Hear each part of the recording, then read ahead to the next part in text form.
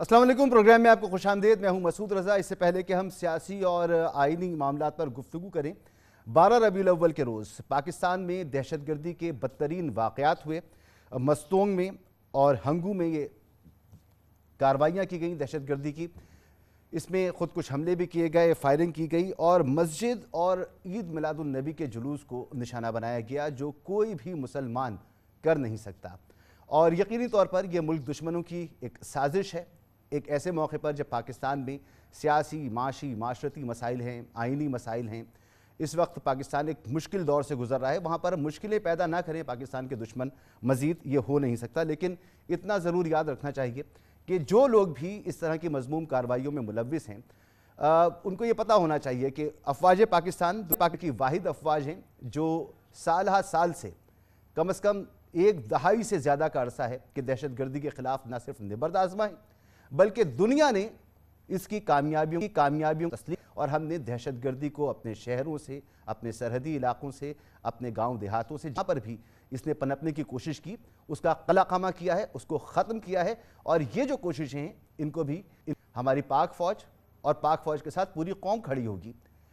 इसको ख़त्म करेंगे, और न सिर्फ ख़त्म करेंगे बल्कि हम अपने मुस्तक़बिल को पुरअमन इंशाअल्लाह ज़रूर बनाएंगे। दीगर जो मसाइल हैं उनकी तरफ आने से पहले चंद बातें जहन में ज़रूर रखिए कि इस वक्त अफवाज पाकिस्तान क्या काम कर रही हैं। ना सिर्फ ये कि दहशतगर्दी के ख़िलाफ़ कार्रवाई कर रही हैं, बल्कि मुल्क में जो स्मगलिंग होती है उसके ख़िलाफ़ भरपूर कार्रवाई कर रही हैं।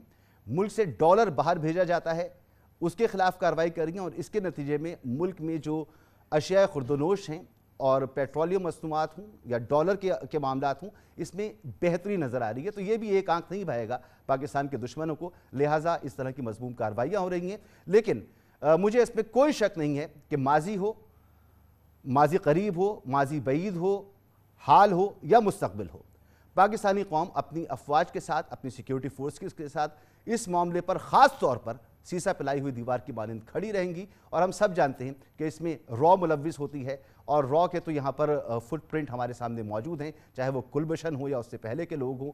तो इसमें कोई शक शुबे की बात नहीं है। इससे आप पाकिस्तान को डिस्टेबलाइज नहीं कर सकते किसी भी सूरत में।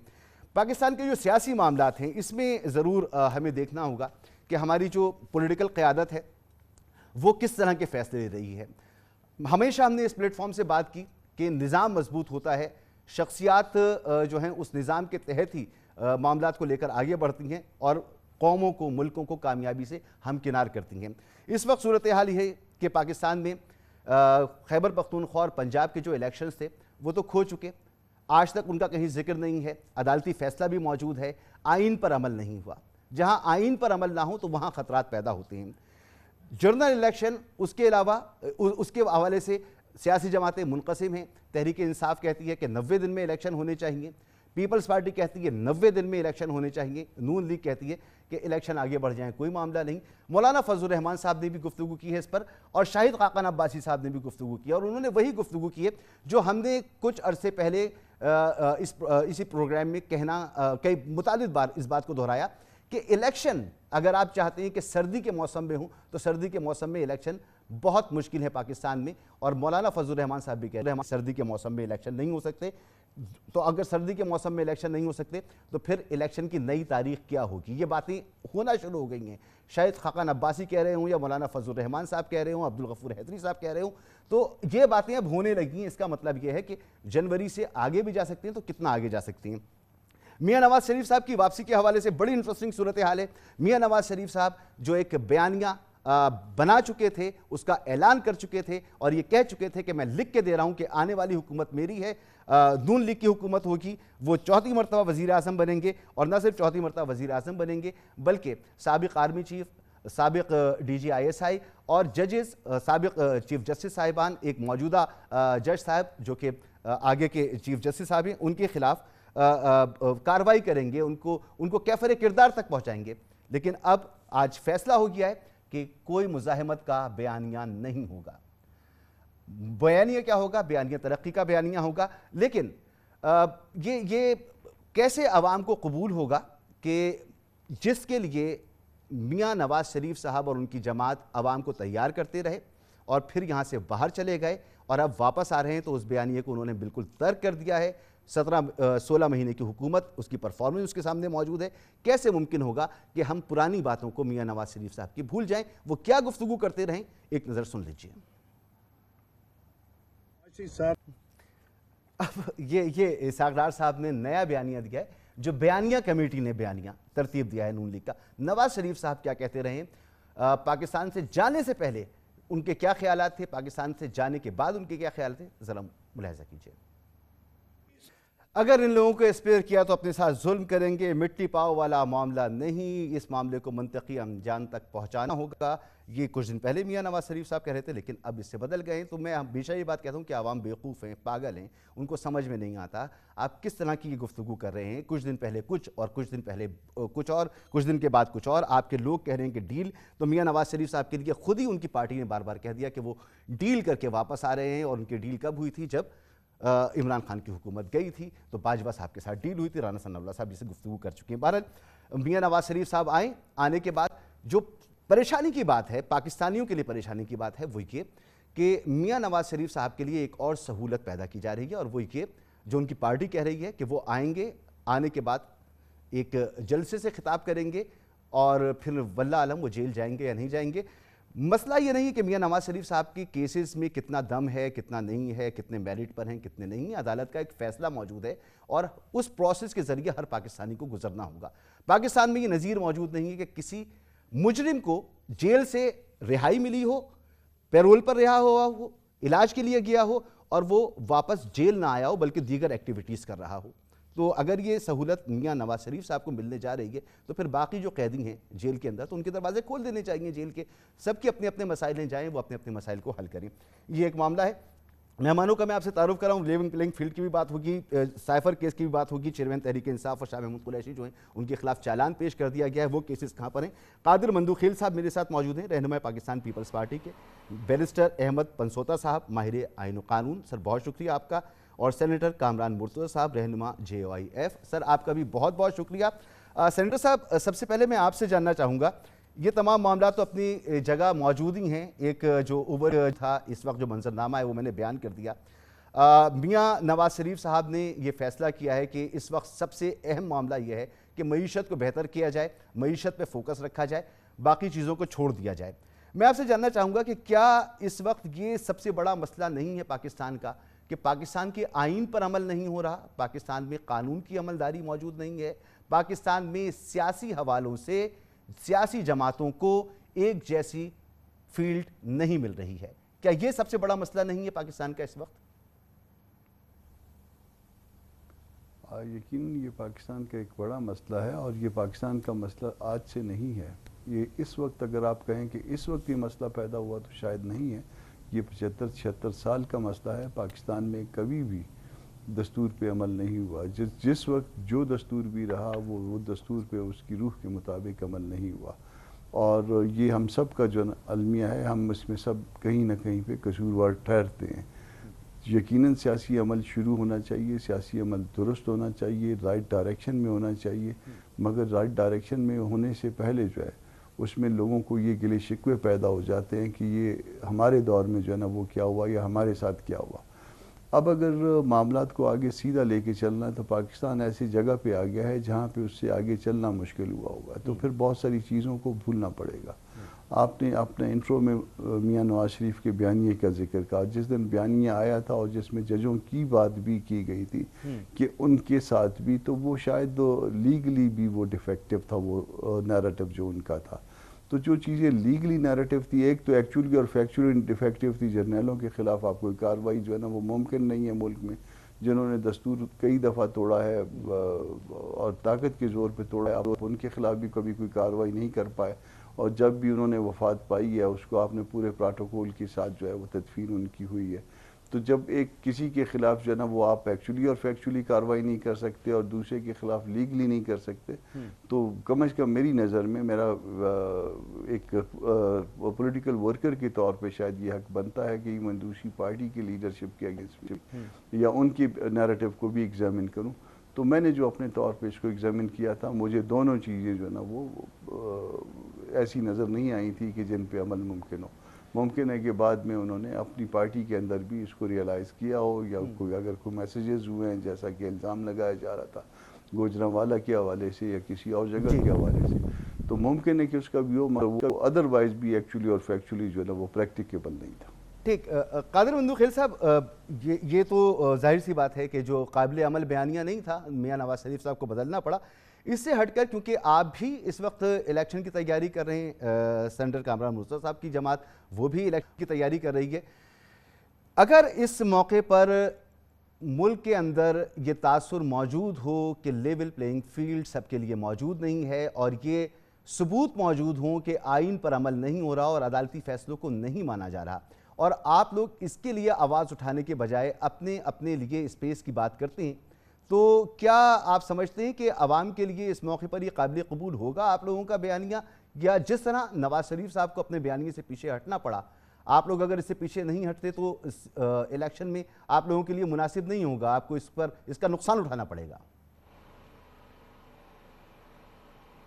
बहुत शुक्रिया मसूद रज़ा साहब। पहली बात तो ये कि आपने अपने इंट्रो में ये कहा कि पाकिस्तान की तारीख़ में ऐसा कोई नज़ीर नहीं मिलता है कि नवाज़ शरीफ साहब बग़ैर गिरफ़्तार हो के आ जाए और जलसे से ख़िताब करे और जेल से एक सज़ा याफ्ता हो के चले जाए। तो मेरे भाई ज़्यादा दूर न जाए। पिछले अदवार में जनरल मुशर्रफ के दौर में जेल से सज़ा होने के बावजूद नवाज शरीफ साहब सऊदी अरब चले गए और 6.5 साल बाद आ गए, और मुअज़्ज़ज़ अदालतों ने, ये दोनों हमारे वकला साहिबान बैठे हुए हैं, वो जो 15 दिन का या 1 महीने की अपील का टाइम है, 6.5 साल बाद आ गए, अपील दाखिल कर लिए, अपील मंजूर हो गया, बाइज़्ज़त बरी हो गए। ये हो गया, ये कोई पहली मरतबा नहीं हो रहा है, पहली बात। दूसरी बात जो आपने कही है कि मैं जो आपका देख रहा था, आप जो दिखा रहे थे वीडियो इसाक डार के दूसरे के, तो मेरे ख्याल में बड़े सोच विचार के, बड़े तामुल से उन्होंने सोचा कि अब बात तो मुँह से निकल गई, सच्ची बात तो दिल से निकल गई, अब इसको कैसे कवर किया जाए। तो इसाक डार ने बड़े ड्रामाई अंदाज में नवाज शरीफ साहब ने आसमान की तरफ देखा, अल्लाह पे छोड़ दिया। ओ भाई, ये जो 4 दिन पहले दिया है, उस वक्त अल्लाह पे क्यों नहीं छोड़ा था? उस वक्त तो बोला था कि ये अंजाम तक पहुंचाऊंगा। चलो, जनरल बाजा रिटायर्ड है, आप उसको कैफर किरदार तक पहुंचा देंगे। जनरल फैज़ रिटायर है, आप पहुंचा देंगे बकौल आपके। आप अक्टूबर 2024 में जो चीफ जस्टिस का हल्फ उठाने जा रहे हैं, जस्टिस इजाज़ उल हसन साहब, उसको भी आप कैफर तक आपने नाम लेके बोला। और आज पता नहीं 24 घंटे के बाद जब शहबाज शरीफ साहब वापस चले गए और पता नहीं क्या समझा समझू के, अभी मैं आपको दावे से कहता हूँ नवाज शरीफ साहब की जो दिल में बात है वो ज़बान पे है, आज मीडिया के सामने है। इसाक डार वगैरह की सबकी बातों को जुड़ला देगा और बोलेगा हाँ मैंने बोला है। ये मैं दावे के साथ कहता हूँ। आपका जो मेरे जहन में भी कादिर बंदू खेल साहब ये बात है कि नवाज शरीफ साहब ने पहला जो बयान दिया था, तो फिर नवाज शरीफ साहब को ही आकर उसकी तरदीद करके अपना नया बयानिया पेश करना चाहिए, वरना उनकी जमात में तो अक्सर लोग बातें करते रहते हैं कि मियाँ नवाज शरीफ साहब अब आ रहे हैं और तब आ रहे हैं और ये कर रहे हैं और वो कर रहे हैं, होता कुछ नहीं है। बहरहाल ये आपका खदशा दुरुस्त है, मगर मेरा सवाल ये था सर कि पाकिस्तान में इस वक्त आइन पर अमल नहीं हो रहा, आपकी पार्टी भी इस बात को मानती है, कानून पर अमल नहीं हो रहा, अदालती फैसलों को नहीं माना जा रहा, एक सियासी जमात जो है वो ज़ेरे अताब है। ऐसी सूरत में आप इलेक्शन में जाते हैं और आपके वही सब कुछ जो माजी में आप भुगत चुके, जो नून लीग भुगत चुकी, वही एक और जमात के साथ हो रहा है, और आप इस वक्त कह रहे हैं नहीं यार ये ठीक हो रहा है, चलने दो, इसको इसी तरह चलने दो, अपने लिए रास्ता निकालो। आपको नहीं लगता ये 2023-2024 का जो पाकिस्तान होगा, इसमें ये चीज़ें काबिल कबूल नहीं होंगी? नहीं, अर्गिज़ नहीं, अर्गिज़ नहीं। देखिए मसूद रज़ा साहब, पहली बात तो आप ये जहन से निकाल दें कि पीपल्स पार्टी कभी भी तहरीक इंसाफ हो या कोई भी पार्टी हो, उसको इलेक्शन से दूर रखने का कभी ना हमारा मंशूर है ना हमारा सोच है। हम चाहते हैं सबको यकसा मौका मिलना चाहिए इलेक्शन का, नंबर 1 बात। दूसरी बात, आपको किसने बोला कि पीटीआई को जो है लेवल प्लेइंग फील्ड नहीं दिया जा रहा है और बाकी पार्टियों को दिया जा रहा है? मैं कहता हूँ पीपल्स पार्टी को नहीं दिया जा रहा है। आपको 2-3 बातें आपको सबूत के तौर पे बता देता हूँ। आप मुझे बताओ, करप्ट ब्यूरोक्रेसी का सरगना तोकीर शाह जो शहबाज शरीफ का प्रिंसिपल सेक्रेटरी था, आज अनवरुल्लाह काकड़ का प्रिंसिपल सेक्रेटरी है। नवाज शरीफ साहब का दौर का फवाद हसन फवाद जो प्रिंसिपल सेक्रेटरी था, प्रिंसिपल कादिर बंदू खेल साहब, मेरा सवाल बिल्कुल इससे मुख्तलिफ है सर। मैं ये कह रहा हूँ कि पंजाब और खैबर पख्तूनख्वा में इलेक्शन नहीं हुए, भाई मैं जवाब तो आइन दूं का ना। फैसला था। आपको मैं दलाल के साथ बात कर रहा हूं, आपको मैं दलाल के साथ बात करूं, मुझे आप मसूद रजा साहब बोले तो देना। मैं फरमाइए सर। आपने लेवल प्लेइंग फील्ड की बात करी, मैं वही दलाल के साथ बात कर रहा हूं। आपके पंजाब के जितने भी अदारे हैं, जितने डिस्कोज है, पावर कंपनी है, उन सब के सरबराह पीपल्स मुस्लिम लीग नून के साबिक एमएनए एमपीए, मैं जिस कमेटी को ऐड करा था मेरे पास आते थे सबूत के साथ। आपने इलेक्शन कमीशन ने कहा कोई ट्रांसफर पोस्टिंग नहीं है सिंध का, आपने सारी ब्यूरोक्रेसी को इवन के एक CN तक आपने बदल दिया है। आपने पंजाब और इस्लामाबाद का कोई ब्यूरोक्रेट, कोई ऑफिसर नहीं बदला। आपने सिंध के तरक्याती काम, सीवरेज पानी का और सैलाब पे डूबे हुए लोगों के घरों के तरक्याती काम आपने रोक दिए है, मगर पंजाब का आपने नहीं रोका। कल जो मोहसिन नकवी साहब का बयान है कि बड़े जोर शोर से तरक्याती काम चल रहा है, तो मेरे भाई अब ये बताओ, आपका तारड़, आपका आज चीमा, ये सारे लोग आपकी वफाकी हुकूमत में, फिर मेरे गिला से इलेक्शन कमीशन से है। जब खैबर पुख्तनख्वा की काबिने पे एतराज आया कि सियासी लोग हैं, आपने एक्शन लिया, पूरे काबिने को फारिग किया। हमारा मुतालबा है आप वफाकी काबिने को, जो पार्टी नून लीग के साथ जो लोग एफिलेटेड है, उनको फारिग कर दे। तमाम सरकारी अफसरान, तमाम अदारे जिसके बोर्ड के चेयरमैन, सर ये मीडिया पे ही कर रही हैं या बाकायदा इलेक्शन कमीशन जा रही हैं दरख्वास्त लेकर, या मीडिया पे ही ऐलान कर दें? देखिए मैं एक चीज बताऊं आपको मसूद रजा साहब, मैं एक चीज बताऊंगा, मैं इलेक्शन कमीशन क्यों जाऊं? इलेक्शन कमीशन कौन गया था जिसने पुख्तनख्वा की काबिना को फारिग किया है? कोई नहीं गया ना। इस तरह इलेक्शन कमीशन की जिम्मेदारी है। आप सिंध में एक्शन ले रहे हो, अब निगरान हुकूमत उसका हवा में उड़ा रहा है, आप पंजाब में ले नहीं रहे हो, आप पुख्तनख्वा में एक्शन ले रहे हो, वफाक में नहीं ले रहे हो, तो भाई मैं क्यों जाऊं? आपको नजर नहीं आ रहा है? एग्री पार्टी हूं और मैं अपीलेट, जहां पर मैं अपील कर सकता हूं वहां पे मैं ना जाऊं, मीडिया पे बैठ के ऐलान करूं। ये इंटरेस्टिंग है। पंसोता साहब ऐसा ही होता है? मेरे भाई सुन लो नहीं ना सुन लो जी। आप बताओ पुख्तनख्वा काबिना के ऊपर कौन सी पार्टी अदालत गई, कौन सी पार्टी इलेक्शन कमीशन में गई? सर आपको मसला है, जिम्मेदारी है कि वो ने 100 मोटे लिए, आज भी ये जाए। सर आपको मसला है, नहीं जाऊंगा मैं अदालत को, पाकिस्तान की दुनिया के नंबर 149 नंबर पे हमारे दिल्ली है, मैं उनको मजीद सियासी कामों में नहीं उलझना चाह रहा हूं, जिस अदारे के जो काम है वो निभाया। चले ठीक है सर। बैरिस्टर साहब अभी दो मामला हमारे सामने, एक तो नवाज शरीफ साहब की वापसी के हवाले से, और फिर जैसा कादिर मंदूखेल साहब फरमा रहे हैं कि भाई मैं क्यों जाऊं, इलेक्शन कमीशन को बता दिया मीडिया पे बैठकर, बस वो कर ले, नून लीग की जो काबीना बनी हुई है उसको ख़त्म करे और नून लीग का असर रसूख ख़त्म करे। तो पहले आप जिस पर रिस्पॉन्ड करना चाहें, मेरे ख्याल में नवाज शरीफ साहब की वापसी पे कर लें कि नवाज शरीफ साहब वापस आएंगे, आने के बाद वो मीनार पाकिस्तान में जलसे से खिताब करेंगे। कादिर मंदूखेल साहब ने पुरानी एक मिसाल दी है, मेरे ख्याल में शायद कहीं कोई रेलेवेंस उसकी निकलती हो। क्या ऐसी आपके नज़दीक कोई नज़ीर मौजूद है कि माजी में ऐसा कभी हुआ हो पाकिस्तान में कि एक मुजरिम गया हो और वापस आया हो और उसे पकड़ा ना गया हो? देखें जी, जहाँ तक नज़ायर की बात है उसमें शर्जील मेमन साहब का केस है, लेकिन वो प्री अरेस्ट बेल उन्होंने ली थी बाहर से। शहबाज गिल साहब का केस था, वो तो मैंने खुद हाई कोर्ट में आर्ग्यू किया था, इस्लामाबाद हाई कोर्ट में। सो ऐसी नज़ायर मौजूद हैं, बट यहाँ पर है कन्विक्शन। सो अगर मियां मोहम्मद नवाज शरीफ साहब ने कन्विक्शन के बाद आके सरेंडर किए बगैर डायरेक्टली जलसे या कोई और चीज़ करनी है तो वो कानून के तो बिल्कुल मुताबिक नहीं होगी। सो फर्स्ट ऑफ ऑल उनको आके पहले अपने आप को सरेंडर करना पड़ेगा। सरेंडर करके next day he can apply for his suspension of sentence, या अपनी जो भी रिलीफ लेना चाहते हैं from the honourable high court और सुप्रीम कोर्ट, जहाँ वो मुनासिब समझते हैं। बट ये कहना कि वो डायरेक्टली आ जाएंगे, बिकॉज वो एक सर्टन सर्कमस्टांसिस के अंदर गए थे, और उन सर्कमस्टांसिस के अंदर उनको इस तरह इजाज़त देना वो एक कानून से तो बिल्कुल बालातर होगा। लेकिन जो कादिर साहब बात कर रहे हैं वो भी अपनी जगह दुरुस्त है, क्योंकि ये वही मुल्क है जहाँ पर वो कन्विक्ट हुए थे और उसके बाद अपनी मर्ज़ी से आके 7-8 साल बाद रिव्यू की सारी जूरिस्प्रूडेंस चेंज कर दी थी। नो डाउट वो फैसला गलत था जिसके बेसिस पर उनको कन्विक्ट किया गया, लेकिन जिस फैसले से फिर उनका रिव्यू एक्सेप्ट किया गया वो भी बड़ा इंटरेस्टिंग फैसला था। सो ये सिचुएशंस बड़ी एक डिफरेंट है। पॉलिटिकल केसेस में पाकिस्तान की अदालतें जो हैं फ्रॉम टाइम टू टाइम बड़ी आई वुड से कि अजीब किस्म की जुरिस्डिक्शन एक्सरसाइज करती हैं, जो कि शायद एक आम शख्स को वो अदरवाइज अवेलेबल नहीं है। सो नवाज साहब के केस में तो मैं सिर्फ इतना ही कहूँगा कि he comes back, he has to surrender, और सरेंडर करने के बाद वो जो है वो अगली बात अपनी चला सकते हैं। ठीक है। ये जो उनकी वापसी होगी, अब जैसा मैंने कहा था कि कोई नज़ीर मौजूद नहीं है, तो इससे तो आप इत्तेफाक करें कि किसी मुजरिम को ये सहूलत नहीं मिली है, मुलजिम को तो ये सहूलत मिल सकती है और मिली है।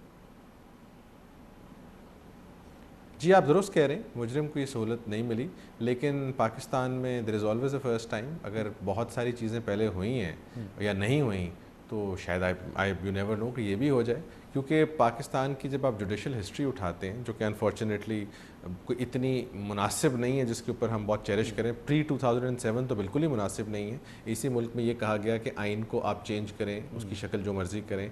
इसी मुल्क के अंदर 200 केस है, इसी मुल्क के अंदर बहुत सारी ऐसी जजमेंट्स हैं जो मैं आपको साइट कर सकता हूँ, जिन जजमेंट्स के अंदर ऐसी ऐसी जूरिस्प्रूडेंस डेवलप हुई है जिसको आप अप्रिशिएट नहीं करेंगे।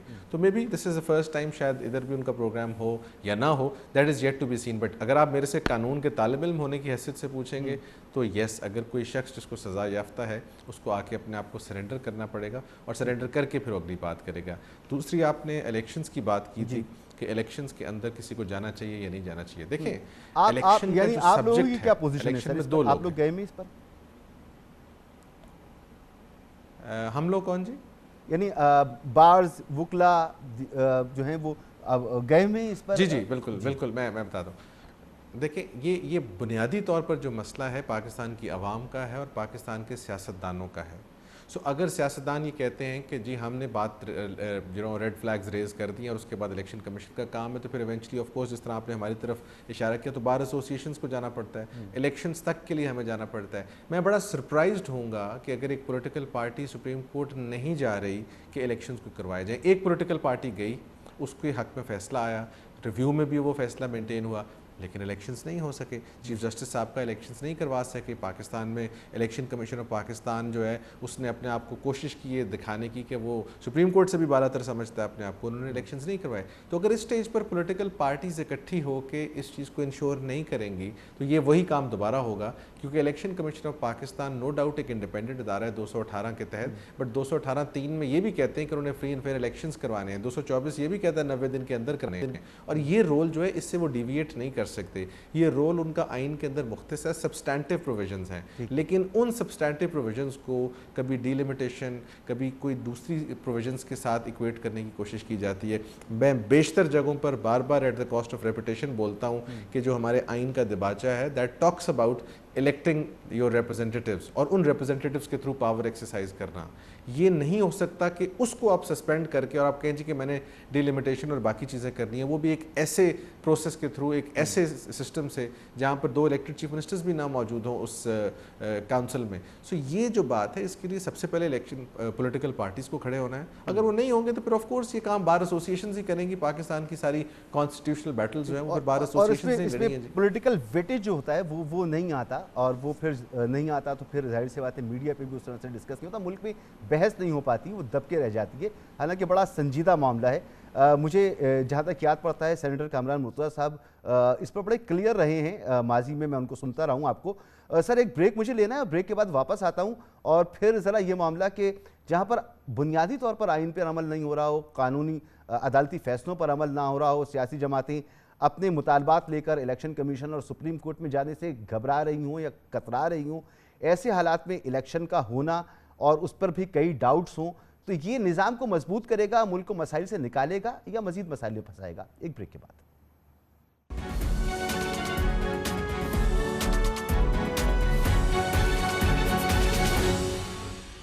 प्रोग्राम में आपको एक बार फिर खुशामदीद। सेनेटर कामरान मुर्तज़ा साहब, जब पिछला सवाल मैंने आपसे किया था तो आपने मुल्क के 75 सालों का जिक्र किया था कि आइन और कानून के साथ यही सब कुछ होता रहा है। सर ये मुझे बताइएगा कि हर दौर में जब भी इलेक्शंस होते हैं तो कोई ना कोई बंदोबस्त नज़र आता है, कोई किंग्स पार्टी हमें नज़र आती है।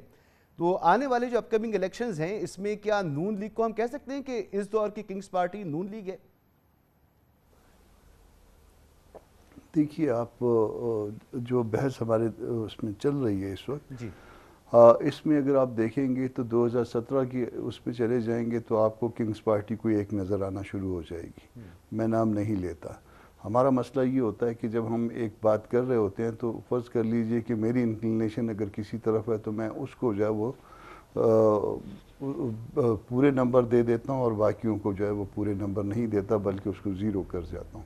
2017 में जिस तरह से डायरेक्टली इंटरटेन हुई पिटिशन जो है पनामे से अकामा निकला, फिर उसके बाद जो है ना वो उनको चलता किया गया नवाज शरीफ को, फिर सारी इसके पीछे उस वक्त के सारे मामलात के पीछे एक पॉलिटिकल पार्टी भी थी, स्टैब्लिशमेंट भी थी और जुडिशरी का एक हिस्सा भी था। ठीक है, ये इसी तरह से ये मामला चलता रहा और उसको अगर बाद में इसका तसलसल देखें तो उस पॉलिटिकल पार्टी को मुसलसल जो है वो कहीं ना कहीं पे उसको कहीं मदद 63 की शक्ल में दी गई, किसी और शक्ल में दी गई, जिसके नतीजे निकलते रहे और वो किसी ख़ास पॉलिटिकल पार्टी के हक में निकलते रहे। तो अगर आप कहें कि उस वक्त जो है ना, उस वक्त का अगर जिक्र ना करें कि उस वक्त कोई किंग्स पार्टी मौजूद नहीं थी तो ये भी ज़्यादती होगी। और अगर ये कह दिया जाए कि आज स्टैब्लिशमेंट ने जो है ना वो पॉलिटिकल हो गई है, तो ये भी जो है ना मेरा ख्याल है कि ये पाकिस्तान के मारूजी हालात में दुरुस्त नहीं होगा। आप जितना मर्जी कहें कि ये पॉलिटिकल हो गए और अब जो है ना वो कोई इंटरफेरेंस नहीं होती है, तो मैं तो कम अज़ कम एज ए पोलिटिकल वर्कर इस बात को डाइजेस्ट नहीं कर पाता कि जो लोग 75-76 साल से जो है ना वो मामलात को अपनी मर्जी से चला रहे थे, वो अचानक जो है एक दिन ऐसा आया कि उन्होंने इस्लाम कबूल कर लिया। तो इस बात को मुझे जो है ना वो नहीं आता। मगर ये इसमें जो कुछ भी होता रहा है, जो कुछ माजी में होता रहा है, जो कुछ माजी करीब में हुआ, जो कुछ माजी बईद में हुआ, उसको माजी करीब और बईद को आप अपने हिसाब से डिफाइन कर लीजिए। मगर उसमें कहीं ना कहीं 20 साल से ज़्यादा का अरसा तो हो गया मुझे खुद इलेक्शंस कवर करते हुए। 2002 के जो इलेक्शंस थे तो काफ लीग, किंग्स पार्टी थी, जमीयत उलमा इस्लाम और जमात इस्लामी और एक मजहबी इत्तेहाद था खैबर पख्तूनख्वा में, सिंध में GDA और उनके साथ कुछ जमातें थीं। तो वो एक मैनेजमेंट थी। फिर उसके बाद नवाज शरीफ साहब जो हैं वो बीबी वापस आई और फिर उनकी असैसिनेशन हो गई, तो वो भी कहा जाता है कोई डील शील करके आई थी। फिर बहरहाल वो असैसिनेशन हो गई तो उसका असर था। फिर नवाज शरीफ साहब की हुकूमत बनी। 2013 में तहरीक इंसाफ की सीटें रोकी गईं, उनको हराया गया। 2018 में उन्हें जिताया गया। फिर जो नया सिनेरियो है, तो हम घबराते क्यों हैं कहने में सर, जो नज़र आ रहा है? तो आप एक मखसूस जगह पे आके आप भी घबरा जाते हैं ना। मतलब वो आप भी जो है ना एक जगह पे जो है ना कहीं पे किसी को जो है पूरे नंबर दे देते हैं और किसी को जो है ना वो कर लेते हैं। तो वो कहीं ना कहीं पे जो है ना ये मामला जो है मौजूद रहता है। कहीं ना कहीं पे जो ना वो एक को हराने के लिए दूसरे जो है वो उसमें उनके हाथों इस्तेमाल होते आए हैं। तो अगर होते आए हैं तो अगर आपने आइंदा के लिए दुरुस्त करना है मामलात को, तो फिर एक कम अज़ कम जो है वो ठीक करनी पड़ेगी बात कि अपना माजी जो है वो एडमिट कर लें कि इस वक्त जो है वो जो कुछ हुआ था, इस वक्त जो है ना हम स्टैब्लिशमेंट के साथ शरीके कार थे और इस वक्त हम जो है ना वो जुडिशरी के साथ भी शरीके कार थे और इसके बाद नहीं करेंगे। उसके बाद आइए एग्रीमेंट करिए, उसके बाद के बैठने का रास्ता देखिए। आपको वो भी याद होगा जहाँ पे सेनेट के टिकट जो है नवाज शरीफ ने दिए हुए थे। एक मिनट सुन लीजिए, नवाज शरीफ ने सेनेट के टिकट दिए हुए थे और उन्होंने कहा कि जो नॉमिनेशन पेपर जहाँ पे टिकट जो नवाज शरीफ ने दिए हुए वो जो है ना वो इंडिपेंडेंट कैंडिडेट कंसिडर होंगे। किसी ने मजम्मत नहीं की थी, सब ने जो है ना उसके ऊपर तालियां बजाई थी। तो ये इस मुल्क में ये माजी में होता रहा है, मगर हम चाहते हैं कि आइंदा ना हो। मगर कम अज़ कम जो उसमें शरीके कार थे वो एडमिट तो कर लेना। अच्छा कादरमंद अच्छा साहब, क्या ये बड़ी अच्छी अप्रोच है और मैं तो बार बार कहता हूं कि हमें सच बोलना चाहिए, जो हो चुका कबूल करना चाहिए। इस वक्त आप भी समझते हैं कि ऐसा होना चाहिए कि माजी की जो गलतियां थी उनको कबूल करने के बाद दोबारा वो गलतियां ना करें? और इस वक्त जो माहौल है, क्या ये हम कह सकते हैं कि जैसा सेनेटर साहब फरमा रहे, ये रियलाइजेशन तो मौजूद है, अमल भी शुरू हुआ है इस पर, या अमल करने को अभी कोई तैयार नहीं है कि हम माने कि माजी में ये गलतियां हुई, अब ये गलतियां नहीं होनी चाहिए, हमारे साथ ज्यादती हो, हमारे सियासी हरीफ के साथ ज्यादती हो, बर्दाश्त नहीं करेंगे? देखिए मसूद रज़ा साहब, पहली बात तो आपने कहा बेनज़ीर डील करके आ गई है और उसका असैसिनेशन हुआ यानी कत्ल हुआ जी। आप मुझे बताओ दुनिया में ऐसा कोई शख्सियत है जो अपने आप को कत्ल करवाने के लिए डील करे? नंबर एक बात। दूसरी बात, आपने बिल्कुल सही कहा कि माशरे में माजी में जो गलती हुई है उसको दोहराना नहीं चाहिए और हमने सीखा नहीं। आपको याद हो बीबी शहीद ने नवाज शरीफ के साथ COD साइन किया है और COD साइन किया इसी बेस पे कि ठीक है पुरानी बातें छोड़ देते हैं और आगे की तरफ बढ़ते हैं। और फिर आपने ये भी देखा कि पीपल्स पार्टी ने आसिफ अली जरदारी साहब ने जमहूरियत बेहतरीन इंतकाम का नारा लगाया और मैं दावे के साथ कहता हूँ और बल्कि चैलेंज के साथ कहता हूँ कि पीपल्स पार्टी के दौर में एक भी सियासी कैदी नहीं था, एक भी शख्सियत से, चाहे कोई भी इदारे का हो या पॉलिटिशियन हो, किसी से कोई इंतकाम नहीं लिया। अगर आपके नॉलेज में है तो हमें ज़रूर बता दें। तो हम तो आज भी ये कहते हैं, और फिर पिछले 16 महीने जो हमने मुस्लिम लीग नून के साथ हुकूमत में शिरकत की है, उस वक्त भी हमने यही चीज़ की है, शहबाज शरीफ साहब की तरफ हाथ बढ़ाया, और न सिर्फ शहबाज शरीफ साहब की तरफ हाथ बढ़ाया। आपको याद होगा जब इमरान खान साहब ने हल्फ उठाया तो उस वक्त भी बिलावल भुट्टो जरदारी इस साहब वक्त ने जो कहा सूरत कि हाल है उसमें आपकी खामोशी बड़ी मायने खेज है ना। आप बात तो कर सकते हैं ना, इस वक्त तो आपकी क़यादत ये बात नहीं कर रही, आप अपनी लिविंग प्लेइंग फील्ड की बात कर रहे हैं, सबके लिए तो बात नहीं कर रहे आप। मैं तो सबके लिए बात करते हैं। आपको किसने बोला? आपकी शुरू में पहले सेगमेंट में मैंने ये कहा कि तहरीक इंसाफ समेत सबको जो है ना वो मौका मिलना चाहिए। हम तो सबकी बात कर रहे हैं, हम तो पहले से दिन से बात कर रहे हैं। मैंने सीओडी की बात की तो भी सबके लिए की थी, और फिर जब बिलावल भुट्टो जरदारी साहब ने असम्बली के फ्लोर पे इमरान खान कदम बढ़ाओ हम तुम्हारे साथ है, वो किस लिए कहा? अच्छा कादिर साहब, जो भी हमारी एक सवाल मेरा लेने आप पाकिस्तान के लिए काम करें। मैं जानना चाह रहा हूँ, जब आप बार बार सीओडी का जिक्र करते हैं और कहते हैं जी हमने आवाज़ उठा दी, आवाज़ उठाना अलग होता है, किसी चीज़ के लिए जद्दोजहद करना, कोशिशें करना, वो एक अलग चीज़ नज़र आती है। आप बार बार सीओडी का जिक्र कर रहे हैं। सीओडी में आपने और मियां नवाज शरीफ साहब ने ये फैसला किया था कि किसी भी चलती हुई जमहूरी हुकूमत को नहीं गिराएंगे, लेकिन आपने ऐसा किया और एक हुकूमत बनाई। तो जब आप इस तरह की गुफ्तगू करते हैं और फिर डॉक्यूमेंट को आप कोड भी करते हैं कि सीओडी किया था, तो सर मैं क्यों आपकी बातों पर एतबार करूं या आवाम क्यों एतबार करे? आप तो मुआहिदों को मानते ही नहीं हैं अपने। ठीक है, आपने सवाल कर लिया ना। जी जी जी। अब मेरे जवाब सुन ले। आप मुझे बता दो कि आप कह रहे एक मुंतखब हुकूमत को गिराई, ये पलसुपटा साहब भी माहिर वो कानून है, कामरान मुर्तज़ा साहब हमारे सुप्रीम कोर्ट के सदर हैं, ये दोनों मुझे बता दें कि आइन की आर्टिकल 95 सबसेक्शन 1 के तहत अदम एतमाद जो तहरीक है, जो बीबी शहीद के ख़िलाफ़ हुई नाकाम हुई, शौकत अजीज़ साहब के ख़िलाफ़ हुई नाकाम हुई, बलूचिस्तान की 2 हुकूमतें उसमें गई है, क्या कौन सी गैर आइनी था? कौन सी जमहूरी हुकूमत को हमने गैर आइनी तरीके से किया है? हमने माजी की तरह जो अगलो नैने उठा के प्राइम मिनिस्टर को बाहर फेंका, हमने वो नहीं किया। हमने एतमाद की तहरीक की है, और उसके लिए बिलावल भुट्टो साहब ने कराची से दुनिया की तारीखी लॉन्ग मार्च 10 दिन 10 रात की, और एंड डी चौक पे आके उसने ऐलान कर दिया अदम एतमाद की तहरीक का, और हमने ख़त्म किया। अगले दिन सुबह एक टीवी चैनल ने मुझे तनकीद का निशान हुआ, मैं बैठा हुआ था, कह रहे कि आप लोग भाग गए। मैंने कहा भागे नहीं है, जो मेरे चेयरमैन ने वादा किया था अदम एतमाद की तहरीक के, वो हमने आज जमा कर दिए। हमारा जदोजहद, हमारा ये जो लॉन्ग मार्च खत्म। तो भैया कौन सी गैर कानूनी काम किए, कौन सा गैर आइनी काम किए? हमने तो आइन के मुताबिक किया है। पंसोटा साहब तहरीक इंसाफ के वकील है, ये मुझे बता दे कि आइन के खिलाफ है क्या?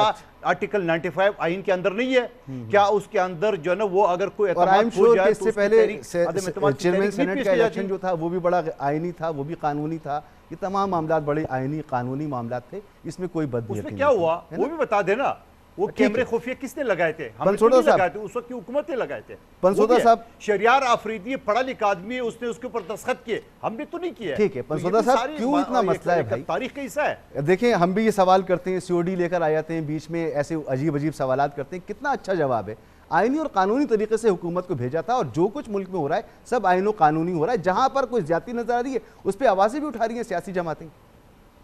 पंसोदा साहब, मैं जी कादिर भाई बड़े भाई हैं, मैं उनकी बड़ी इज़्ज़त एहतराम करता हूँ, लेकिन जब जजमेंट आई थी ना जी जुल्फ़िकार अली भुट्टो शहीद साहब की, तो तब भी लोग इस तरह की बातें करते थे कि ये तो थ्रू प्रोसेस ऑफ लॉ उनको सज़ा दी गई है। लेकिन वो हम सब समझते हैं कि वो किस तरह की जजमेंट थी और कितनी अच्छी जजमेंट थी। फिर नवाज शरीफ साहब का केस आपके सामने, फिर इसी तरह बहुत सारे केसेस हैं, वो सारे के सारे कानून अपनी तरफ से फॉलो करके दिए जाते हैं। सिमिलरली ये जो वोट ऑफ कॉन्फिडेंस जिसकी बात कर रहे हैं, वो बिल्कुल of course process of law से मूव किया है उन्होंने, कॉन्स्टिट्यूशनल प्रोविजन के तहत मूव किया है। लेकिन एट द बैकड्रॉप क्या हो रहा है वो आप मेरे से बेहतर समझते हैं, वो भी मेरे से बेहतर समझते हैं, और वो बहुत अच्छी तरह समझते हैं कि किस तरह एक दिन में जो है सारी की सारी लॉयल्टीज़ चेंज की जाती हैं और किस तरह चेंज हो जाती हैं।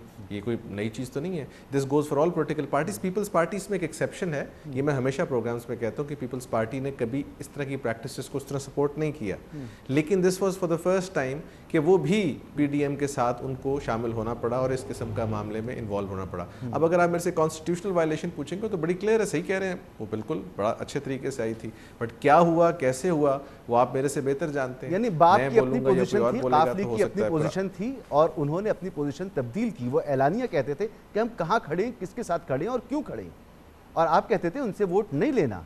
सर ये जो तब्दीली है ना जी, ये यही इसी तब्दीली और इसी तब्दीली की वजह से पाकिस्तान की सियासत में आज तक तब्दीली आ नहीं सकी, और यही प्रॉब्लम है सबसे बड़ा। आप बिल्कुल दुरुस्त कह रहे हैं कि अनाउंसमेंट करना, ये सारी बातें करना, बट जिस तरह leader of the opposition continue किए 15 मंथ्स में, जिस तरह पाकिस्तान तरीके इंसाफ के जो लोग हैं, जिस तरह उनको चेंज किया गया एंड सेवरल अदर्स, मैं उस डिटेल्स में नहीं जाना चाहता। मैं पॉलिटिकल लोगों के सामने, मेरे से सीनियर हैं, बड़े हैं, वो ज़्यादा बेहतर समझते हैं कि what exactly I am referring to, और ये अभी हुआ है, कल को फिर हो जाएगा। जब तक एक ग्रैंड कंसेंसस नहीं होगा पॉलिटिकल फोर्सेस का पाकिस्तान में अगेंस्ट एनी सच इवेंचुअलिटी के जी process of law, process of constitution के थ्रू सारा कुछ होगा, तब तक ये बात नहीं होगी। उसके अंदर अंडरटोन ऑफ एनी मेलाफिडे भी नहीं होनी चाहिए। कोई भी चीज़ बिल्कुल साफ सुथरा काम हो, जिसका मैंडेट है उसकी रिस्पेक्ट की जाए, चाहे वो नून का है, पीपीपी का है, किसी का भी है। अगर ये काम चलता रहेगा तो किसी ना किसी टाइम पर कुछ ना कुछ लोग इकट्ठे होकर किसी ना किसी को बेनिफिट करते रहेंगे। और वो मैं वंस अगेन बार बार कह रहा हूँ कि I don't need to even explain कि वो क्या होता है, कैसे होता है। बट येस, एक बात मैं बार बार ज़रूर करता हूँ कि Peoples Party has not been part of these practices in the past.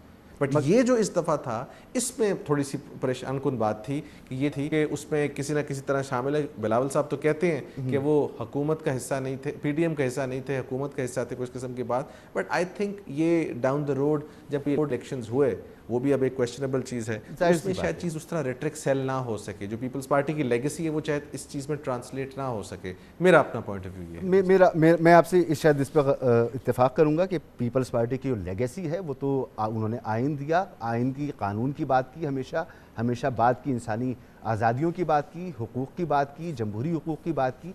लेकिन ये जो दौर था, इस दौर से बहरहाल निकलना है। एक ब्रेक की तरफ नहीं जाना, ब्रेक के बाद इलेक्शन के अपने वक्त पर हो सकेंगे। मौलाना फजलुर रहमान साहब भी फरमा रहे हैं कि इलेक्शन सर्दियों में मुमकिन नहीं है। और अब शाहिद खाकान अब्बासी साहब ने पहले कहा, हम ये बात बहुत पहले यहाँ से कह चुके थे कि सर्दियों में इलेक्शन मुमकिन नहीं है। तो होने क्या जा रहा है, इलेक्शन अपने वक्त पर, यानी जो बताया गया इलेक्शन कमीशन की जानिब से, उस पर भी होंगे या उससे भी आगे चले आएंगे। एक ब्रेक के बाद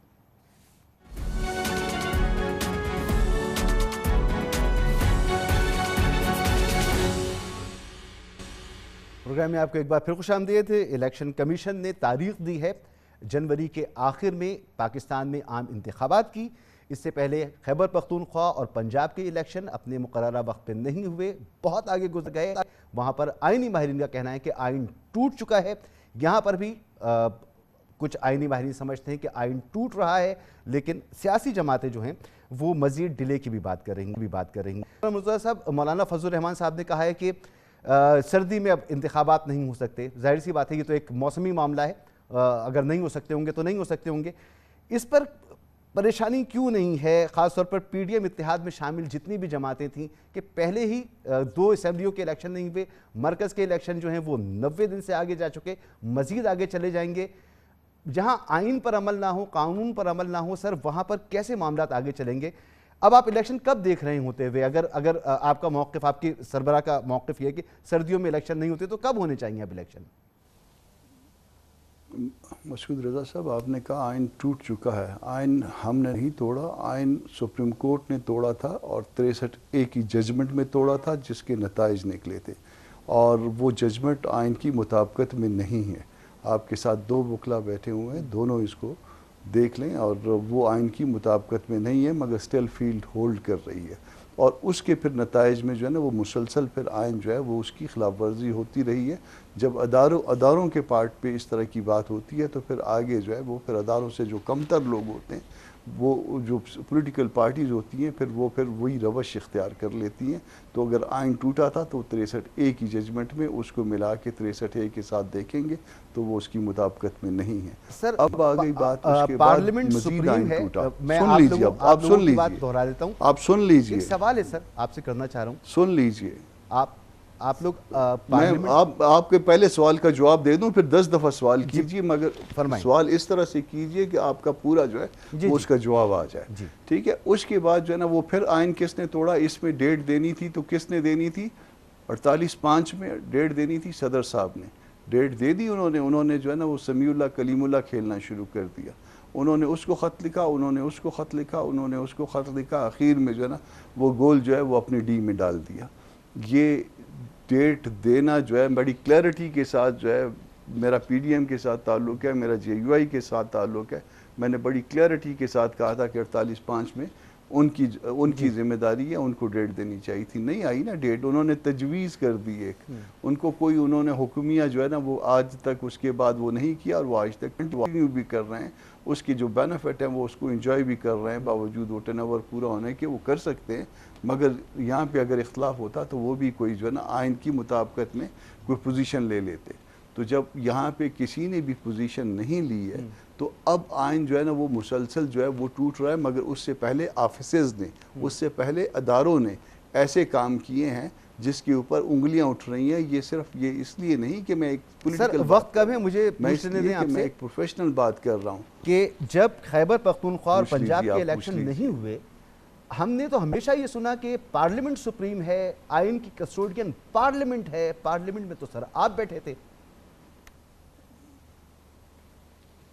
पार्लियामेंट में हम बैठे थे तो उससे पहले 63 को हम उसको अनडू कर सकते थे। वो 63 वाली जजमेंट जो है वो हमने दी थी, पार्लियामान ने दी थी। पार्लियामान ने जो उस पर तनकीद कर सकते थे वो की थी, वो सुप्रीम कोर्ट ने दी थी, आइन की मुताबिकत में नहीं दी थी। उसका नतीजा निकला कि एक गवर्नमेंट जो है वो चलती बनी, उसका नतीजा निकला दूसरी गवर्नमेंट आई जो कि उसकी अपोनेंट थी, उसका मजीद नतीजा निकला 2 असम्बलियाँ टूटी। ये नतीजा जो है वो एक जजमेंट के नतीजे में वो कैलकुलेशन कहीं ना कहीं पे तो होगी ना। तो ये एक गलत काम हुआ था। तो दस्तूर अगर टूटा था और किसी दस्तूर के कवर में टूटा था, किसी दस्तूरी अदारे के कवर में टूटा था, तो वहां पे टूटा था।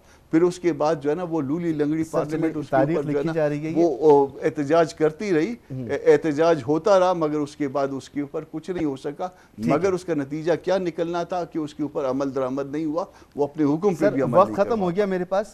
बहुत बहुत शुक्रिया आप तशरीफ लाए सेनेटर कामरान मुर्तज़ा साहब, बैरिस्टर अहमद बनसूता साहब और कादिर मंदूखेल साहब। आपने गुफ्तगू सुनी। इलेक्शन जनवरी के आखिर तक हो पाएंगे नहीं हो पाएंगे, इसमें इबाम मौजूद है, कई इबाम हैं और इन इबामों के दरमियान हमारी मईशत है जो पेंडुलम की तरह झूल रही है। इजाज़त दीजिए, अल्लाह हाफ़िज़।